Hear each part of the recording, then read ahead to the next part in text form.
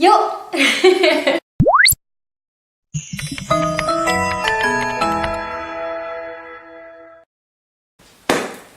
Salut tout le monde!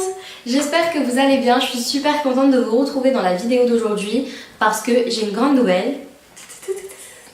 Avec mon fiancé, on vient juste de finir d'organiser notre grand voyage en Asie et plus particulièrement en Corée du Sud et au Japon. Il faut savoir que je suis une grande passionnée par la Corée du Sud depuis à peu près mes 14 ans. Ça a commencé quand je me suis mise à écouter de la K-pop en 2009, quand c'était pas encore énormément connu en France. D'ailleurs, c'est comme ça que j'avais commencé ma chaîne YouTube, c'était en faisant des covers dance, K-pop et je chantais un petit peu aussi. Mais comme au lycée, on est un peu tous concons et qu'on critique beaucoup pour rien, j'ai fini par arrêter parce que c'était super chiant en fait, les critiques, j'en pouvais plus.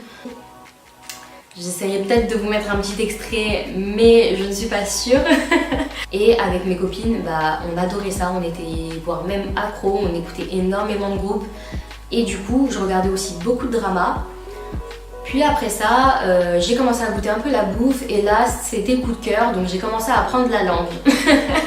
Non, je rigole. Genre la fille qui aime que bouffer quoi. Voilà, vous comprendrez que c'est devenu... En fait, j'ai eu une attirance après générale envers ce pays. Et voilà, envers la culture, etc. Et j'arrêtais pas de répéter à mes parents à partir de mes 15 ans. De toute façon, à 18 ans, vous ne me voyez plus, je serai en Corée du Sud. Et en fait, non, pas du tout. À mes 18 ans, j'emménageais avec mon chéri et je commençais mon BTS NRC. Donc, je crois que j'avais 17 ans. J'ai plus 17-18 ans, voilà, je commençais mon BTS.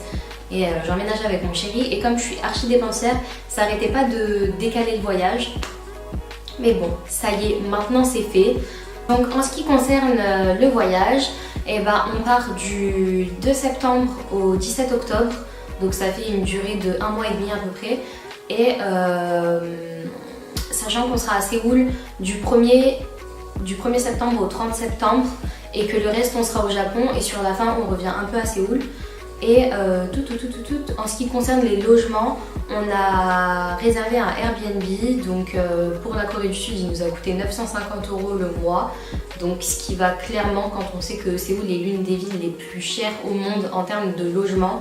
Je crois qu'aujourd'hui il est classé à peu près comme Tokyo, mais il y a une époque où c'était plus cher que Paris, parce que je me souviens j'avais fait des recherches et tout et j'oublierai jamais, Paris était 10e. Et Séoul était dans les 3 premiers, je crois que ça faisait Tokyo, Hong Kong, Séoul. Genre j'étais choquée. Même là, quand on regarde un petit peu les Airbnb, des fois il y a des prix, mais on se dit mais mon dieu, comment ils font les gens pour vivre. Et voilà, franchement, bon après ça va, on trouve toujours des trucs abordables, mais donc on est super impatients. Alan est un petit peu moins passionné par ces pays-là, mais il adore voyager. Depuis qu'on a regardé tous les épisodes de Naruto, il en fait un petit peu une obsession lui sur le Japon. Donc voilà, et moi à la base le Japon c'était mon premier coup de cœur, donc c'est quand même un rêve d'y aller aussi, même si je sais pas, j'ai avec la Corée un truc puissant quoi. Je pense que je ferai des vlogs en Corée parce que j'aurai énormément de choses intéressantes à partager avec vous. Et je pense que la question qui peut en intéresser certains, c'est qu'est-ce que ça fait d'être une personne de couleur en Corée du Sud ou en Asie, etc.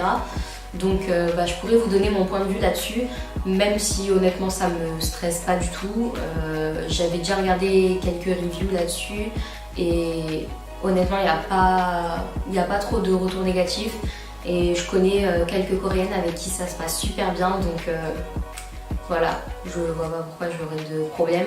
Après ils ont pas l'habitude c'est sûr, mais c'est peut-être plus les personnes âgées qui sont un peu plus réticentes et encore non, c'est plus de la curiosité. En tout cas c'est ce qui se dit en général, que c'est plus de la curiosité, il n'y a pas de... Voilà. J'ai fait cette vidéo relativement tôt, mais j'avais trop envie.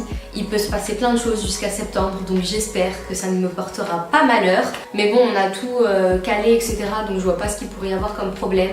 Voilà, cette vidéo est terminée. Je suis tellement heureuse, j'ai tellement hâte. J'espère que vous suivrez mes aventures en Asie. Et sinon, n'hésitez pas à me dire si vous avez déjà voyagé et où. Et sinon, quelle est votre destination de rêve. Donc voilà, et je vous fais des gros bisous et on se retrouve à bientôt dans une nouvelle vidéo.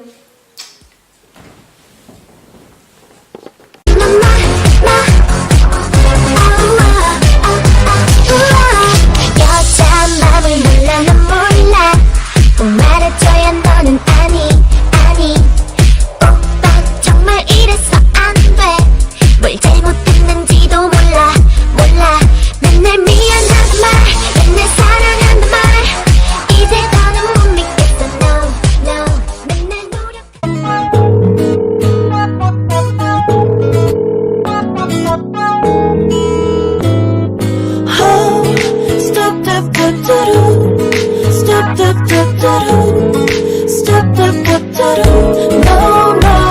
달콤한 말투 하나 오라고 혼자 있으려니 심심하다고 But I know 그냥 날 안고 싶다고 오늘만 같이 있자고